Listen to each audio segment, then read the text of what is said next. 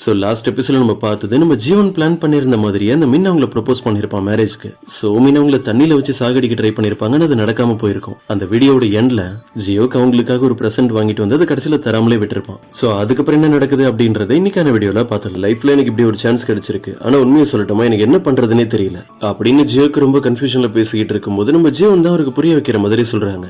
உன்னோட நிலைமையில தான் நானும் இருந்தேன். இங்க வந்த புதுசுல எதை பண்ணணும் எதை பண்ணக்கூடாதுன்றது எனக்கும் தெரியாது.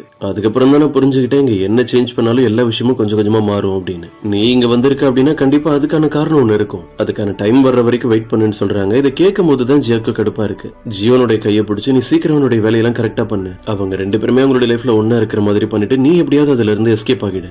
ஜியோக்கு ஏன் இதெல்லாம் ரொம்ப கவலையா சொல்லிட்டு இருக்காருன்னா ஃபியூச்சர்ல அவனுக்கு ஆக்சிடென்ட் ஆக போற விஷயத்தை கண்டிப்பா அவனால தடுக்க முடியாதுன்னு நினைக்கிறான். இப்ப அப்படியே கட் பண்ணா அவனுடைய வீட்டுல இருக்கிற மின்ன காட்டுறாங்க. அந்த ஃபேமிலி டின்னருக்காக அவளை ரெடி ஆகிட்டு இருக்கான். ஆனா இவனை டிஸ்டர்ப் பண்ணணும் அப்படின்றதுக்காகவே சோமின் நேரம் இவனை தேடி உன்னுடைய இடத்துக்கே வந்திருக்காங்க. சோமின் இப்ப நீ எதுக்கு இங்க வந்தா நம்ம ரெண்டு பேரும் அடிக்கடி மீட் பண்ணிட்டு இருக்கோம் மத்தவங்களுக்கு தெரிஞ்ச பிரச்சனை தான், இங்க இருந்து உடனே போன்னு சொல்றான். ஆனா சோமின் அவங்க கிட்ட பேசிட்டு தான் போன்னு சொல்லி அடம் பிடிச்சிட்டு இருக்காங்க. சோமின் கூட டைம் ஸ்பெண்ட் பண்ணிட்டு அதுக்கப்புறம் ரொம்ப லேட்டா தான் யூன்ஹோட ரெஸ்டாரண்ட்டுக்கு வரும். நம்ம ஜீவன் இவனுக்காக இங்கே ரொம்ப நேரமா வெயிட் பண்ணிட்டு இருப்பாங்க நினைச்சிட்டான் போல இருக்கு. அவங்க இன்னும் வரவே இல்ல. இவனோட அப்பா அம்மாவும் இந்த இடத்துக்கு வந்துடுறாங்க. உடனே ஜீவனுக்கு கால் பண்ணி இந்த இடத்துக்கு வர சொல்றான். கரெக்டா கொஞ்ச நேரத்துல இவங்க எல்லாரும் முன்னாடி நம்ம ஜீவனோட என்ட்ரி, அதுவும் ஸ்டைலான ஒரு ட்ரெஸ்ஸோட. இப்ப எதுக்கு இவங்க இவ்வளவு மாடர்னான ட்ரெஸ் எல்லாம் போட்டு வந்திருக்காங்கன்னா மின்னோட பேரண்ட்ஸ்க்கு இவங்களை பிடிக்க கூடாது. அதுக்காக தான் நம்ம ஜீவன் அவங்க முன்னாடி எல்லாம் வந்து ரொம்ப போல்டா பேசிட்டு இருக்காங்க. மின்னே இது எதிர்பார்க்கல. ஏன்னா அவன் ஜீவனுக்காக செலக்ட் பண்ணிருந்த அந்த ட்ரெஸ்ஸே வேற. இதுக்கப்புறம் எல்லாருமே ஒன்னா உட்காந்து பேசும்போது வேணும்னே நம்ம ஜீவன் அவங்களோட இமேஜ் டேமேஜ் பண்ற மாதிரி வேணும்னே மின்னோட அம்மா கிட்ட பேசிட்டு இருக்காங்க. அப்ப நீங்க தான் மின்னோட அம்மாவா? குக்கிங் கிளாஸ்ல அன்னைக்கு நம்ம ரெண்டு பேருக்கு நடுவுல தேவையில்லாம நிறைய பிரச்சனை வந்துருச்சுன்னு நினைக்கிறேன்.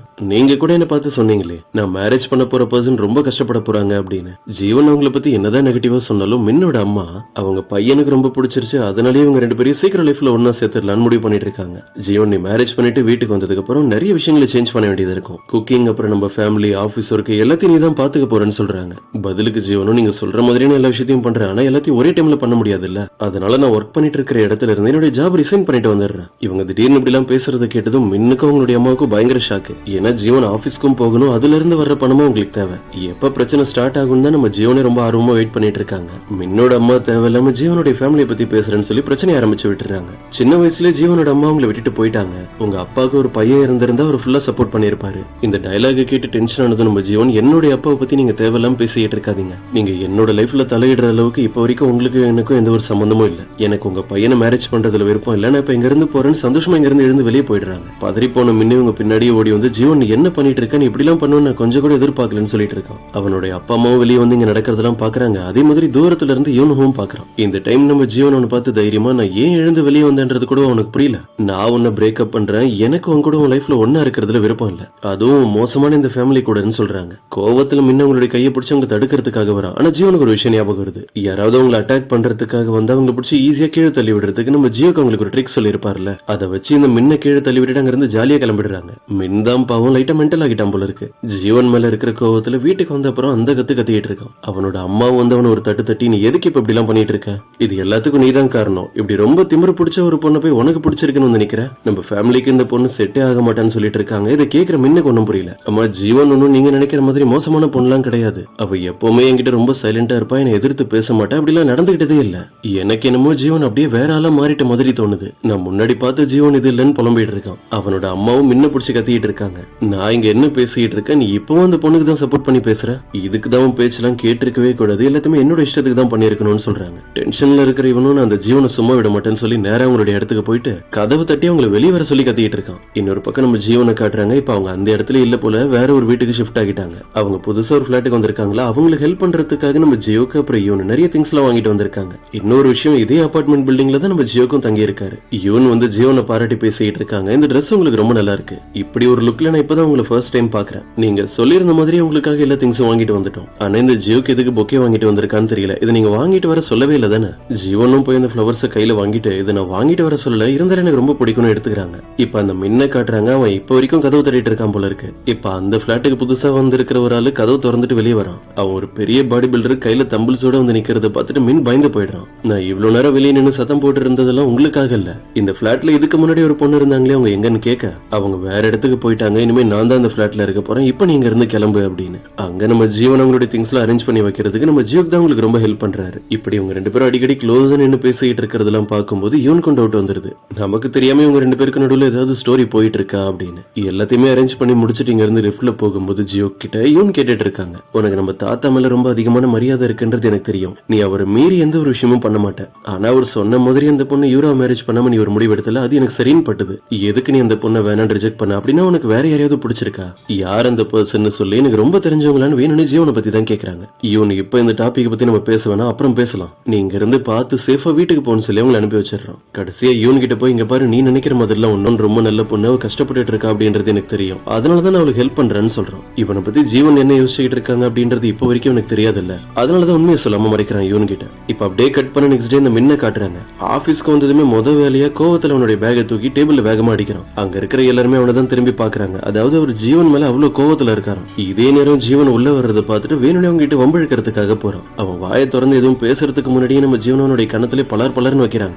எதுக்கு என்ன இப்படி போட்டு அடிக்கிற, என்னாச்சுன்னு கேக்குறேன். எந்த ஒரு ரெஸ்பான்ஸும் இல்ல ஜீவன் கிட்ட இருந்து. அவங்களை திரும்ப அடிக்கிறதுக்காக இவன் கையை தூக்கும் போது ஜியோக்கு வந்து இவனை தடுத்து பிடிச்சிடறான். நீ ரொம்ப ஓவரா போயிட்டு இதுக்கப்புறம் இப்படி எல்லாம் பண்றதை பார்த்துட்டு நான் பொறுமையா இருக்க மாட்டேன். உடனே முன்னவனை பார்த்து, இது என்ன நியாயம், நீனே சொல்லு, நான் எந்த தப்புமே பண்ணல, ஜீவன் என்ன போட்டு அப்படி அடிக்கும் போது வாயை திறக்காம இப்ப வந்து என்ன தடுக்கிற, என்னதான் நீ பண்ணிட்டு இருக்கன்னு கேட்க, இதை கேட்டதும் நம்ம ஜீவன் உனக்கு ஷாக் தர்ற மாதிரி ஒரு விஷயத்த சொல்றாங்க. இவ்வளவு நாள் எனக்கு தெரியாம நீ வேற ஒரு பொண்ணு கூட தப்பான ரிலேஷன்ஷிப்ல இருந்திருக்க, இப்பதான் எனக்கு அது தெரிஞ்சது. எனக்கு அந்த பொண்ணோட திங்ஸ் உன் கார்ல இருந்து கிடைச்சதுன்னு சொல்றாங்க. இங்க நடக்கிறத வேற எல்லாருமே பாத்துக்கிட்டு இருக்காங்க. இந்த மின்னுக்கு எப்படி போய் சொல்லி சமாளிக்கிறதுன்னு தெரியல. ஆக்சுவலா மீட் பண்றதுக்காக இவனோட வீட்டுக்கு சோமின் வந்திருப்பாங்கல்ல, அதுக்கப்புறம் தான் இவங்க 2 பேரும் கார்ல ஒன்னா இருந்திருப்பாங்க.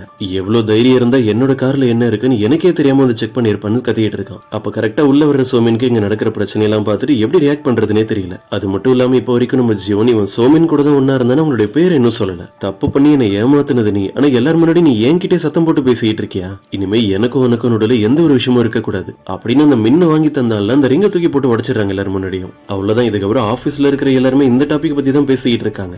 இதுக்கு முன்னாடி நம்ம ஜீவன் இந்த ஆபீஸ்ல பெருசா யாரும் சப்போர்ட் பண்ணிருக்க மாட்டாங்க, யாருக்கும் அவங்களை பிடிக்காது. ஆனா இப்ப அவங்க ரொம்ப கான்பிடென்டா இருக்காங்க. அது மட்டும் இல்லாம இப்படி இன்சிடென்ட் நடந்ததுக்கு அப்புறம் எல்லாருமே இந்த மின்ன பத்தி தான் பேசிட்டு இருக்காங்க, நம்ம ஜீவனுக்கு சப்போர்ட் பண்ணி. இப்ப அப்படியே கட் பண்ணா கொஞ்ச நேரத்துக்கு அப்புறம் யூனு அப்புறம் மிஸ் யாங் ஜீவனோட லைஃப்ல இப்படி ஒரு விஷயம் நடந்துருச்சு, அவங்க ரொம்ப சோகமா இருப்பாங்க நினைச்சு இப்ப அவங்களை சமாதானப்படுத்திட்டு இருக்காங்க. ஆனா அவங்களுக்கு தெரியாது ஜீவன் இவ்வளவு சந்தோஷமா இருக்காங்கன்னு. அவங்க பிளான் பண்ணபடியே எல்லாமே பெர்ஃபெக்ட்டா நடந்துகிட்டு இருக்குல்ல. ஜீவன், நான் உங்ககிட்ட உனக்கு கேட்கணும்னு நினைச்சேன், மின் கூட சேர்ந்து உன்னை ஏமாத்தின அந்த பொண்ணு யாரு? அந்த பொண்ணை பத்தி ஏதாவது கண்டுபிடிச்சியா? அது யாருன்னு உனக்கு ஏதாவது தெரிஞ்சதான்னு கேட்க, இல்ல இப்ப வரைக்கும் எனக்கு தெரியல, ஆனா உண்மை சீக்கிரமே வெளியே வரும்னு வேணும்னே சொல்றாங்க. இன்னொரு பக்கம் அந்த மின்ன காட்டுறாங்க, அவனுடைய பேர் ஃபுல்லா டேமேஜ் ஆகிடுச்சுன்னு சொல்லி வெளியே வந்து தனியா உட்காந்து அடுத்து என்ன பண்ண போறோம்னு தெரியலன்னு புலம்பிட்டு இருக்கான். இவங்க கிட்ட பேசுறதுக்காக அந்த சோமின் வராங்களா, அவங்கள பிடிச்சி திட்ட ஆரம்பிச்சிடறான். கார்ல நம்ம 2 பேருமே ஒன்னா இருந்தோம், அதெல்லாம் ஓகே, உன்னோட திங்ஸ் கூட நீ கடைசியா எடுத்துக்க மாட்டியா, அங்கேயே விட்டுட்டு போயிட்ட, இப்ப ஒன்னாவதான மாட்டிக்கிட்டேன்னு இவன் சொல்ல, பதிலுக்கு சோமினும், விஷயம் தெரியாம பேசாத, என்னோட திங்ஸ் எல்லாத்தையுமே நான் கரெக்டா எடுத்துட்டு போயிட்டேன். ஜீவன் வேணும்னே நம்ம 2 பேரையும் பிளான் பண்ணி மாட்டி விடுற மாதிரி எனக்கு தோணுது. ஆனா அவ இன்னும் இந்த விஷயத்துல என்னோட பேரை மாட்டி விடாம ஒன்ன மட்டும் வெளியே சொல்லியிருக்கா.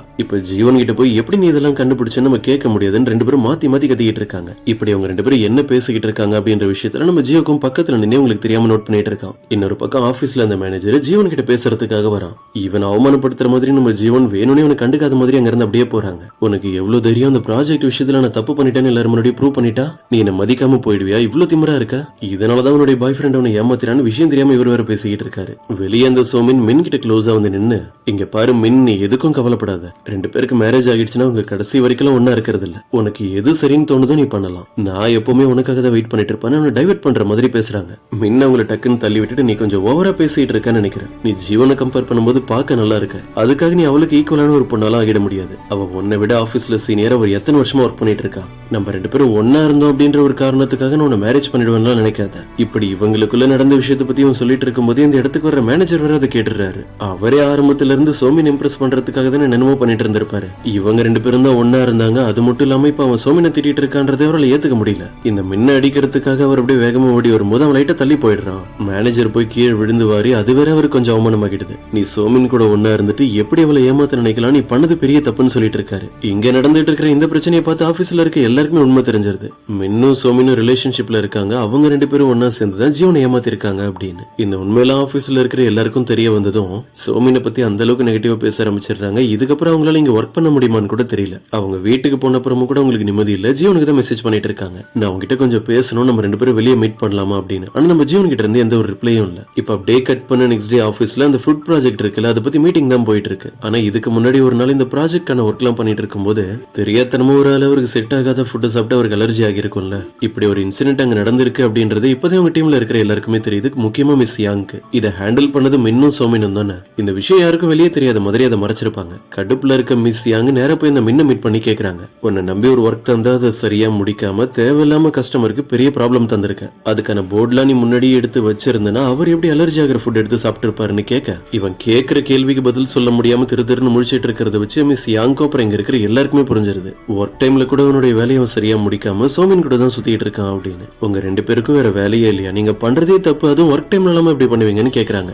சோமின் எழுந்து ஏதாவது சமாளிக்கலான்னு பார்த்தாலும் யாரையும் அவங்க பேசுறது எதையும் நம்ப மாட்டாங்க. ஒரு கட்டத்துக்கு மேல மின் என்ன பண்றான், மிஸ்டர் லீ கிட்ட போய் இந்த விஷயத்தை பத்தி கம்ப்ளைண்ட் பண்றான். எல்லாருமே என்ன பத்தி தான் கமெண்ட் பண்ணிட்டு இருக்காங்க. அதுவும் இல்லாம ஆபீஸ்ல இருக்கிற நிறைய பேர் என்ன சீட்டர் அது இதுன்னு சொல்றாங்க. என்னால என் ஒர்க்ல சரியா போக்கஸ் பண்ண முடியல டயலாக் எல்லாம் சொல்லிட்டு இருக்கான். மிஸ்டர் லீயும் பதிலுக்கு, நீ இப்படி எல்லாம் பண்றதுனால இந்த பிரச்சனை முடிவுக்கு வந்துடாது. இது எல்லாத்தையும் முடிவு கட்டணும்னா இதுக்கு ஒரே வழி உன்னை சீக்கிரம் டிரான்ஸ்பர் பண்றது மட்டும்தான். என்ன இப்படி சொல்லிட்டாங்களேன்னு ஷாக் ஆகி அவன் இங்க இருந்து எழுந்து போயிடுறான். இப்ப சோமினுடைய டர்ன். அவங்க உள்ள வந்து உட்கார்ந்ததுமே மிஸ்டர் லீ அவங்களை பார்த்து, இங்க ஆபீஸ்ல உங்களாலதான் நிறைய பிரச்சனை நடந்துட்டு இருக்கு, இதை பத்தி உங்களுக்கே தெரியும். இதுக்கு மேல பர்மனண்டா உங்களால இங்க ஒர்க் பண்ண முடியாது. அது மட்டும் இல்லாம நீங்க ஜாயின் பண்ண அந்த கான்ட்ராக்டும் கரெக்டா இன்னையோட முடியுது. இங்க உங்களுடைய ஜாப் ரிசைன் பண்ணிட்டு நீங்க வேற ஏதாவது இடத்துக்கு போங்கன்னு சொல்றாங்க. இதை கேட்டதுமே சோமினுக்கு ஒன்னும் புரியல.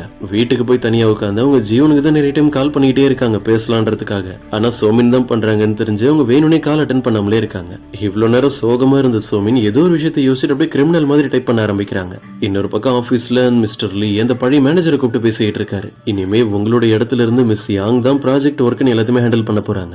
என்னால இதெல்லாம் முடியாது, மிஸ் யாங்க்கு போய் என்னோட போஸ்டான்னு கத்திட்டு இருக்காரு. நான் சொன்ன மாதிரி வேணும்னா நீங்க ஒர்க் பண்ணுங்க, இல்லன்னா நீங்க ரிசைன் பண்ணிட்டு போனா கூட எனக்கு கவலை இல்லைன்னு மிஸ்டர் லீ சொல்றாரு. வேற வழியே இல்லாம இந்த மேனேஜரும் அவருடைய இடத்துல காலி பண்ணிட்டு மிஸ் யாங் அங்க வந்து ஒர்க் பண்ண சொல்றாரு. நீங்க ஆசைப்பட்ட மாதிரி உங்களுக்கு ப்ரொமோஷன் கிடைச்சிருச்சு, இதுக்கப்புறம் நீங்க தான் இங்க மேனேஜர்னு சொல்ல, இதை கேட்டதுமே மிஸ் யாங்க்கு ஆச்சரியமா தான் இருக்கு. மாதிரி உங்களுக்கு ப்ரொமோஷன் கிடைச்சிருச்சு, இதுக்கப்புறம் நீங்க தான் இங்க மேனேஜர்னு சொல்ல, இதை கேட்டதுமே மிஸ் யாங்க்கு ஆச்சரியமா தான் இருக்கு. திடீர்னு அவங்களுக்கு எப்பவும் போல வயிறு வலிக்க ஆரம்பிக்குது, என்ன ஆச்சுன்னு தெரியல. இப்ப அப்படியே கட் பண்ண கொஞ்ச நேரத்துக்கு அப்புறம் மிஸ் யாங் ஸ்டோர் ரூமுக்கு தான் வந்திருக்காங்க. அங்க மிஸ்டர் லீ தனியா நின்னுட்டு இருக்கிறத பார்த்ததும் இவங்களுக்கு ஒரு டவுட். ஒரு வேலை யாருக்கும் தெரியாம இங்க ஸ்மோக் பண்றதுக்காக வந்திருக்காருன்னு நினைச்சிட்டு இவங்க பாட்டுக்கு போய் அவர்கிட்ட பேச ஆரம்பிக்கிறாங்க. வேலை செய்யற இடத்துல எல்லாருமே ரூல்ஸ் எல்லாம் ஃபாலோ பண்றாங்க, நீங்க மட்டும் இங்க தனியா வந்து ஸ்மோக் எல்லாம் பண்ணக்கூடாது. அவரே பதிலுக்கு, யார் இங்க ஸ்மோக் பண்ணா, நானே சாக்லேட் சாப்பிடறதுக்காக தான் இங்க வந்திருக்கான்னு சொல்றாரு. அப்புறம் தான் மிஸ் யாங்கும் புரியுது இங்க என்ன நடந்துகிட்டு இருக்கு அப்படின்னு. மிஸ்டர் லீ அவங்களை இங்க மீட் பண்றதுக்காக வந்ததே ஒரு முக்கியமான விஷயத்தை பத்தி பேசுறதுக்காக தான். நீங்க ஒரு ப்ரொமோஷன் அந்த மேனேஜருடைய போஸ்ட் எனக்கு தந்திருக்கீங்கன்னு தெரியும். ஆனா என்ன பொறுத்த வரைக்கும் நீங்க அந்த போஸ்ட் ஜீவனுக்கு தரலாம். ஏன்னா அவ தான் இந்த ஃபுட் ப்ராஜெக்ட்காக ரொம்ப கஷ்டப்பட்டு ஒர்க் பண்ணது. இந்த ஐடியாவும் அவங்களோடது தான். இப்படி அந்த போஸ்ட் அவங்க ஜீவனுக்கு தரத பத்தி பேசும்போதே தொடர்ந்து அவங்களுடைய வயிறு வலிக்கிற மாதிரியே இருந்திருக்கும். இப்ப என்னமோ உங்களுக்கு கொஞ்சம் நார்மலா இருக்கிற மாதிரி தோணுது. இதெல்லாம் கேட்டதும் மிஸ்டர் லீ அவங்க கிட்ட சொல்றாரு, நீ எப்பவுமே ஏன் மத்தவங்களுக்கு விட்டு கொடுக்கறத பத்தி மட்டும்தான் யோசிக்கிற? உனக்கு ஞாபகம் இருக்கும்னு நினைக்கிறேன், ஆரம்பத்துல எனக்கு உன்னை பிடிக்காதுன்னு நான் சொன்னதுக்கான காரணமும் இதுதான். நீ எப்பவுமே உன்னை பத்தி கவலைப்படுறது இல்ல, மத்தவங்களுக்கு ஹெல்ப் பண்றத பத்தி மட்டும்தான் யோசிக்கிற. பதிலுக்கு மிஸ் யாங்கும் கடைசி அங்க இருந்து போறதுக்கு முன்னாடி, எனக்கு இப்படி இருக்கிறது தான் ரொம்ப பிடிச்சிருக்கு, மத்தவங்க எல்லார்கிட்டயும் நான் ரொம்ப கைண்டா இருக்கணும், நீங்க என்ன பத்தி கவலைப்படாம ஜீவனுக்கு அந்த போஸ்ட் தரத பத்தி யோசிங்கன்னு சொல்லிட்டு போயிடுறாங்க. இப்ப ரொம்ப நேரத்துக்கு அப்புறம் ஜீவன் எங்களை கூப்பிட்டு பேசிட்டு இருக்காங்க. நீங்க என்னோட ப்ரமோஷனுக்காக மிஸ்டர் லீ கிட்ட போய் பேசிருக்கீங்கன்னு கேள்விப்பட்டேன், எதுக்கு இப்படி எல்லாம் பண்றீங்க? என்ன பொறுத்த வரைக்கும் நம்ம டீம்ல நீங்க தான் சீனியர், மேனேஜரா ஒர்க் பண்றதுக்கு நீங்க தான் சரியான பர்சன் சொல்றாங்க. மிஸ் யாங் பதிலுக்கு என்ன சொல்றாங்க, நீ அந்த ப்ராஜெக்ட்காக எவ்வளவு கஷ்டப்பட்டேன்னு எனக்கு நல்லாவே தெரியும், அதுக்காக உனக்கு இந்த போஸ்ட் கிடைச்சிருக்கிறத யோசிக்கோ, அது மட்டும் இல்லாம நான் கூட ஒர்க் பண்றதுல எனக்கு ரொம்ப சந்தோஷம்னு சொல்றேன். இப்படி அவங்க 2 பேருமே பேசிக்கிட்டு இருக்கும்போது ரொம்ப பதட்டமா உள்ள ஓடி வர்ற யூன், வெளியே ஒரு பிரச்சனை, சீக்கிரம் எழுந்து வாங்கன்னு சொல்லிட்டு இங்க இருந்து போறாங்க. என்ன பிரச்சனை இங்க நடந்துகிட்டு இருக்குன்னா, அந்த அலர்ஜி கஸ்டமர் ஒருத்தர் இருப்பார்ல, அவர் அவருடைய ஒய்ஃபை கூப்பிட்டு வந்து இந்த இடத்துல சத்தம் போட்டு கத்திக்கிட்டு இருக்காரு. ஜீவன் அப்படின்ற அந்த பொண்ணு யாரு, அவ என் முன்னாடி வந்தாகணும், கண்டிப்பா நான் அவளை சும்மா விட மாட்டேன் அப்படின்னு. என்ன பிரச்சனைன்னு நம்ம ஜீவன் போய் கேட்கும் போது அந்த லேடி வேற எதை பத்தி யோசிக்காம அவங்களுடைய கண்ணத்திலே பலரும் அரைஞ்சிடுறாங்க. இங்க இருக்கிற எல்லாருமே நடக்கிறத ஷாக்கா பாத்துக்கிட்டு இருக்காங்க. ஆனா அந்த மேனேஜர் கிம்முக்கு தான் சந்தோஷமா இருக்கு ஜீவன் அடி வாங்கறத பார்த்து. அந்த லேடி எதுக்கு அவங்க ஜீவன் அடிச்சாங்க அப்படின்றது இப்பதான் சொல்றாங்க. உங்களோட ஒர்க்கர்ஸ் ரொம்ப கேர்லெஸ்ஸா இருந்ததுனாலதான் இவ்வளவு பிரச்சனையும். அவருக்கு அலர்ஜியான அந்த ஃபுட் சாப்பிட்டு கஷ்டப்பட்டதுக்கு அப்புறம் இப்பதான் என்னுடைய ஹஸ்பண்ட் ட்ரீட்மெண்ட் எடுத்து கொஞ்சம் கொஞ்சமா சரியாகிட்டு வராரு. நீ உன்னுடைய சோசியல் மீடியால என்ன போஸ்ட் பண்ணி வச்சிருக்க நீயே பாரு. அதாவது ஜீவன் அந்த பேப்பர்ல சில விஷயங்களை எழுதின மாதிரி இருக்கு, அதை அவங்க படிக்கிறாங்க. நான் சொன்னது எல்லாமே போய் தான், மின்னுக்கும் சோமினுக்கும் நடுவுல எதுவுமே இல்ல. அவங்களுக்குள்ள பிரச்சனையை உருவாக்கணுன்றதுக்காக நான் எல்லாத்தையும் போய் தான் சொல்லியிருக்கேன். சோமினை பார்த்து இம்ப்ரெஸ் ஆகி தான் என்னோட பாய் ஃப்ரெண்ட் அவகிட்ட பேச ட்ரை பண்ணிட்டே இருந்தான். சோமின் அவனை மதிக்கவே இல்ல. இவங்க 2 பேரோட இமேஜ் டேமேஜ் பண்ணணும் அப்படின்றதுக்காக நான் தான் அவங்களை பல பிரச்சனையில மாட்டி விட்டேன். அதுல ஒண்ணுதான் அவங்க ஒர்க் பண்ண போன இடத்துல அந்த அலர்ஜி கஸ்டமர் வந்தது. ஃபுட் ஃப்ரீயா கிடைக்குது அப்படின்றதுக்காக அந்த ஆளும் அதுல என்ன ஆட் பண்ணிருக்காங்க, அதனால அவருக்கு அலர்ஜி வருமா வராதான்னு எதுவுமே தெரியாம சாப்பிட்டாரு அப்படின்னு அதுல ஜீவனுடைய ஹேண்ட் ரைட்டிங்ல தெளிவா லைவா எழுதி அக்கௌண்ட்ல போஸ்ட் பண்ணிருக்காங்க. நீங்க என்ன தப்பா நினைச்சேன்னு அடிச்சதுல இதுல ஆச்சரியப்படுறதுக்கு எந்த ஒரு விஷயமும் இல்ல. ஆனா என் ஹேண்ட் ரைட்டிங்க வேற ஒருத்தவங்க அப்படியே எழுதுவாங்க. அது யாருன்றதை நான் உங்களுக்கு இப்பவே சொல்றேன். அப்படியே திரும்பி சோமினை பார்த்தா அவங்க நம்ம நைஸா வேலை இருக்கிற மாதிரி அங்க எஸ்கேப் ஆகிட்டு இருக்காங்க. ஜீவன் நேரம் அவங்க கிட்ட போய் இப்ப நீ எங்க போக பாக்குறேன்னு உன்னை சும்மா விட போறதா இல்ல. அவங்கள பிடிச்சி தரத்தரன்னு இழுத்துட்டு வந்து அந்த 2 பேரும் முன்னாடி கீழே தள்ளி விட்டுட்டு எங்க சைட்ல தான் தப்பு நடந்திருக்கு. இதுல நீங்க கோவப்படுறதுல எந்த ஒரு ப்ராப்ளமும் இல்ல. ஆனா இதுக்கெல்லாம் காரணமானது நீங்க கோவப்பட வேண்டியது எல்லாமே இந்த சோமின் கிட்ட தான் அப்படின்னு அவங்களுடைய போன் வாங்கி அவங்க வச்சிருக்கிற அக்கௌண்ட் செக் பண்ணி பார்த்தா ஜீவனோட பேர்ல அந்த போஸ்ட் ஷேர் பண்ணது இவங்களோட வேலை தான். உண்மை தெரிஞ்சதுமே இங்க இருக்கிற எல்லாருமே சோமினை திட்ட ஆரம்பிச்சிடுறாங்க. இப்படி ஒரு மோசமான பொண்ணு நாங்க இது வரைக்கும் பார்த்ததே இல்லை. எப்படி உங்களோட ஹேண்ட் ரைட்டிங்க கூட அப்படியே மாத்தி எழுத முடியுதுன்னு யோசிக்கிறாங்க. அந்த கப்பல்ஸும் சோமினை பார்த்துட்டுமே ஆமா இந்த பொண்ணு தான் அன்னைக்கு நம்ம அந்த இடத்துக்கு வந்திருக்கும் போது சரியா போர்டுலாம் வைக்காம வேற ஒரு ஒர்க்கர் கூட அங்க இருந்து போனாங்களே. இங்க நிலைமை ரொம்ப மோசமா போயிட்டு இருக்கு அப்படின்றத புரிஞ்சுக்கிட்டு சோமினோ எல்லாரும் முன்னாடி மன்னிப்பு கேட்க ஆரம்பிச்சிடுறாங்க. நான் பண்ணது பெரிய தப்பு தான். ஒரு விஷயத்தை மறைக்கிறதுக்காக நான் நிறைய போய் சொல்லிட்டேன். இனிமே அப்படி எல்லாம் நடக்காதுன்னு சொல்லிட்டு கடைசியா என்ன யாரும் எதுவும் சொல்லிடாதீங்க நான் பிரெக்னெண்டா இருக்கேன்ற மாதிரி சொல்றாங்க. என்னடா நடக்குதுங்கன்னு எல்லாருக்கும் ஒரு ஷாக்கு. முக்கியமா இந்த மின்னுக்கு அவ இந்த அதிர்ச்சியில மயக்கம் போட்டு விழுற லெவலுக்கே போயிடுறான். சோ இன்னைக்கான எபிசோடு இதோட முடியுது. இந்த வீடியோ கண்டிப்பா உங்களுக்கு பிடிச்சிருக்கும் நம்புறேன். பிடிச்சிருந்தா மறக்காம உங்களுடைய ஃப்ரெண்ட்ஸ்க்கு ஷேர் பண்ணுங்க. சோ நெக்ஸ்ட் எபிசோட்ல மீட் பண்ணலாம்.